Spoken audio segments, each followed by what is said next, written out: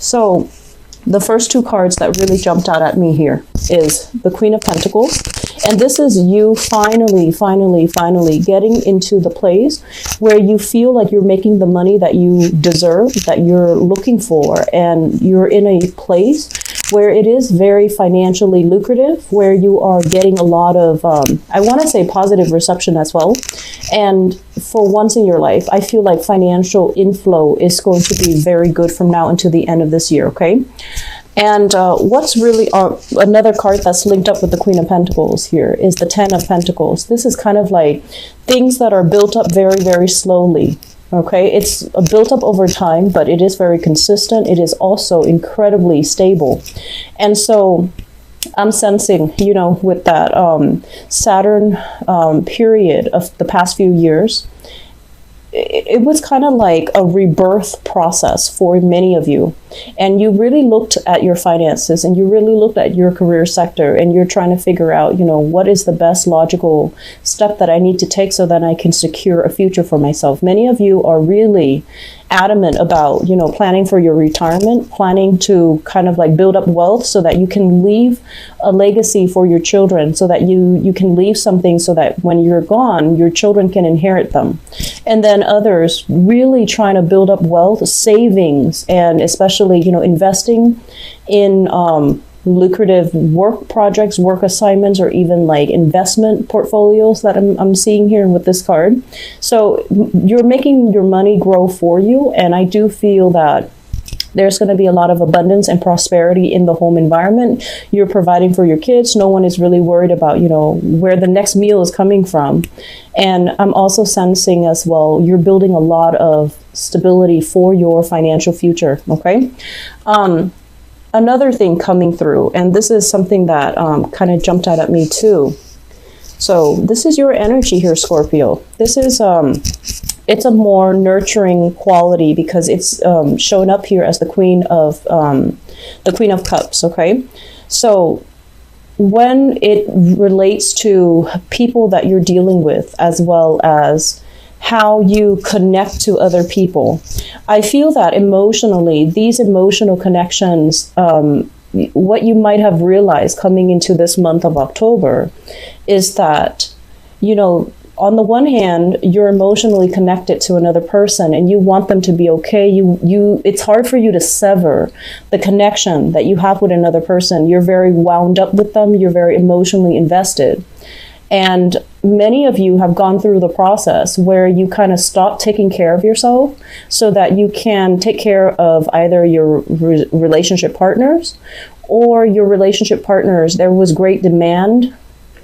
For whatever reason, I feel like you were neglecting your emotional needs to take care of other people around you, and especially relationship partners. The relationship partner comes up here as the King of Wands. So this is a fire sign, Sagittarius, Aries, or Leo. And this is their sun, moon, or rising. It could be male or female, depending on, you know, who you're dealing with. But this is a male or female energy.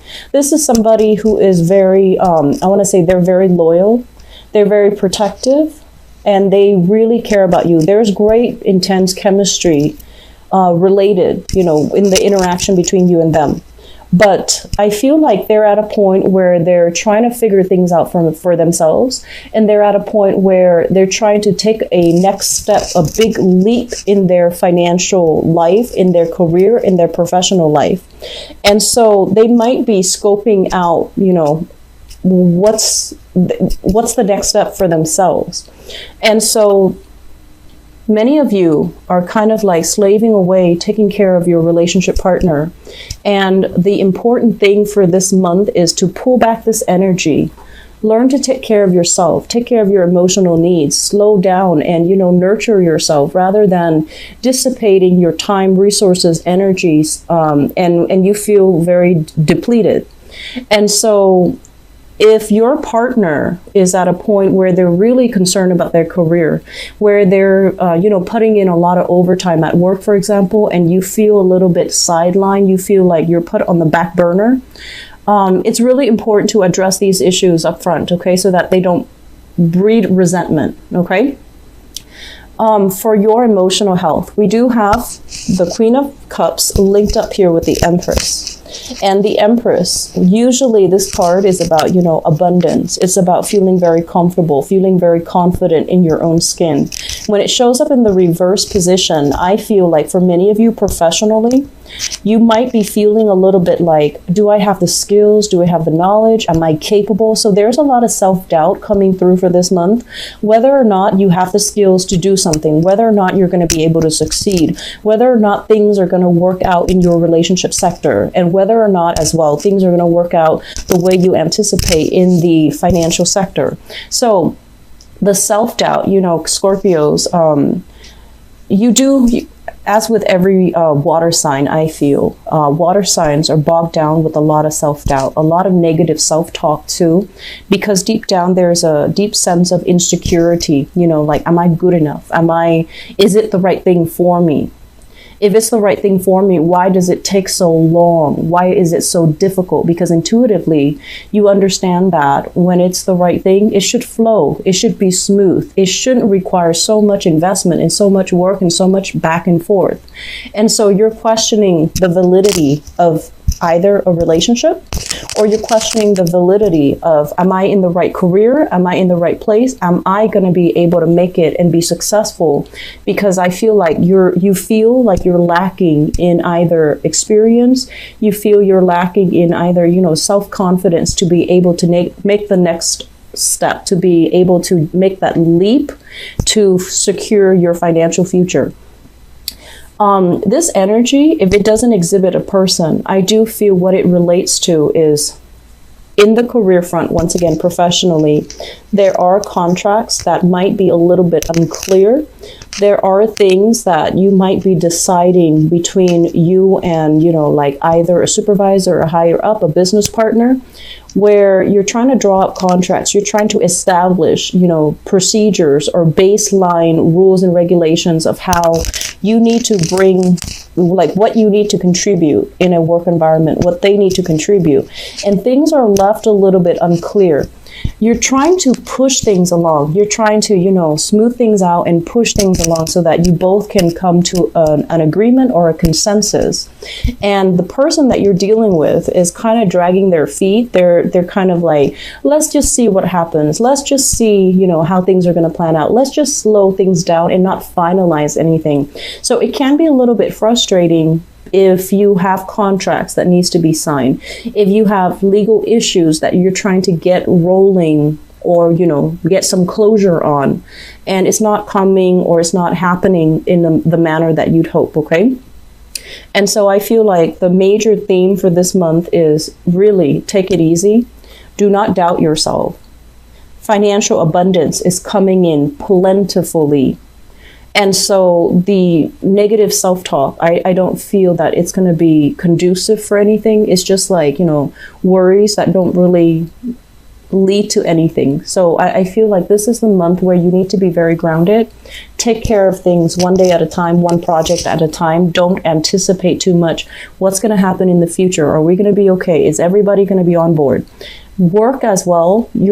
I mentioned this last month, you're dealing with very temperamental people. You're dealing with people without a lot of knowledge, without a lot of skills. And it's almost like, it's an environment where the energies are very young. You might be even dealing with young people. The energies are very young. So you feel it's almost like they're lacking in direction. They're competing with each other.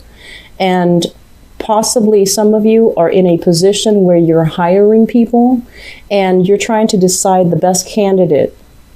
And I feel like of all the people that are, putting in their candidacy, you're starting to realize that they might not have the necessary skills. So you might not choose any of these options that are on the table. Okay. So if you're like a hiring manager or you're in a position where you're hiring people, taking people on board, you're dealing with people who are young, temperamental, and they might not have enough experience under their belt. And so you're not really sure if you want to spend the time training them or investing in, building them up from scratch and then having them leave once they accumulated the skills. So I feel like there are a lot of things that you're juggling in the works sector, and you're making very, very important decisions that will set you up financially for the next few years or for the next decade even. So I feel like this is a big, big month And the energy is, don't doubt yourself. You know, you have the skills, you have the expertise. You're a very good judge of character. So if these people are coming in and they're trying to get a job from you, or they're trying to curry favor with you, go with the practical choice. Go with somebody that is consistent. So when you train them, you know, you spend the time training them, and the energy and the resources, even if they might be a little bit slow on the uptake, they're still going to be around when you need them, rather than choosing someone who's very dynamic, who's a little bit hot-headed, and then you end up, you know, you train them and then they end up leaving. Okay, they end up flying the nest. I do feel a big element here regarding children. So those of you who have children, so the Queen of Cups with the Page of Cups, this is usually like a family unit, and especially younger people. If you're dealing with younger people, if you have children, there might be some issues as it relates to movement. One person might want to move, like if you have children and you have an ex-partner that you share children with, one person might be thinking about a career change. They might want to change up the living arrangement. They might want to change up, you know, the I want to say like the custody arrangement within the relationship. I feel like this is a point where you need to revisit the situation, and you need to hash things out, or you need to cater to your partner if they want to change things up, or they want to change the terms of the custody. They want, you know, an increase in even child support, or they want to change their location, and they're coming to you and asking you whether or not it's okay, whether or not it's still possible for the two of you to have an arrangement. And I feel like there is a big element here about distance. I'm sensing a lot of distance. You might be very safe and secure and stable where you are right now. Your partner might want to move. Your partner might want more, or your ex-partner might want to move, and trying to figure out, you know, how is that going to work if I'm over here, you're over there, and the kids are split between us. Okay, so that's what I feel coming through for you guys. A lot of discussions here, a lot of serious discussions as well. And I feel like just you know, approach it with a grain of salt. Let the other person talk.